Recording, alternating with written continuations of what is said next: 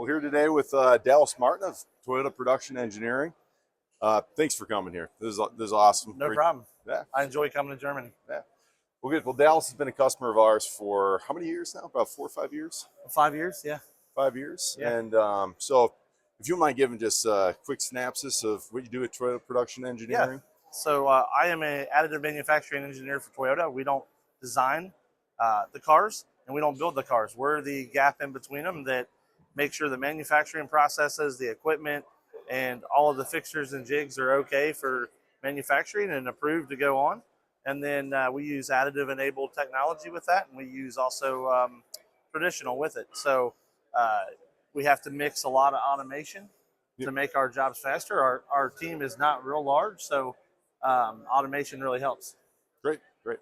Yeah, with automation, you kind of talk about not only the additive side or the building side, but again, the post-printing side. So looking at different print technology, I know you have FDM, you have SLA. Yep. You know, with PostProcess, you've adopted both the BASE and also the DEMI 4100. Absolutely. So the BASE was no question at first because FDM was our largest area. And we have over 18 FDM machines, very large format machines. And we knew the BASE was going to be a winner, a home run.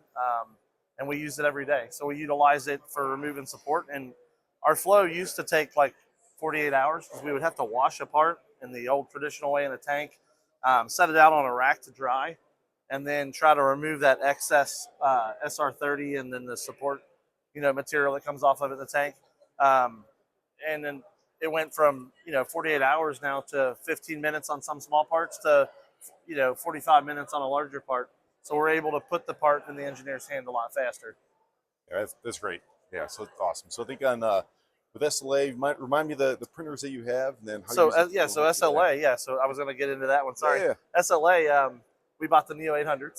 Yep. I had 3D Systems machines my whole life, and then the Neo 800s came out. They're a lot bigger, so obviously automotive goes real big.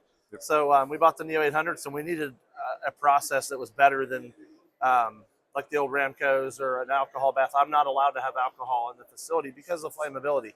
So we had to look for a solution that was a lot safer, but was also automated. So when the DEMI 4100 was available to us, we thought, well, this is a no-brainer also. We're going to have the same process flow in our FDM as we would have in our SLA and resin room and have the same control. So it's less operational training, less changing from one controller to another and having to remember what you have to do to each setting. So we wanted that commonality. Great, yeah. Yeah, I know with our systems, we also have the same interface. So you have the same interface in the base with the 4100, so it's a little bit easier for operators to kind of go from one system from a training perspective. Absolutely. Yeah, so as you grow, man, we're really excited to continue working with you, and I know you're always looking to bring on the latest and greatest innovations with additive.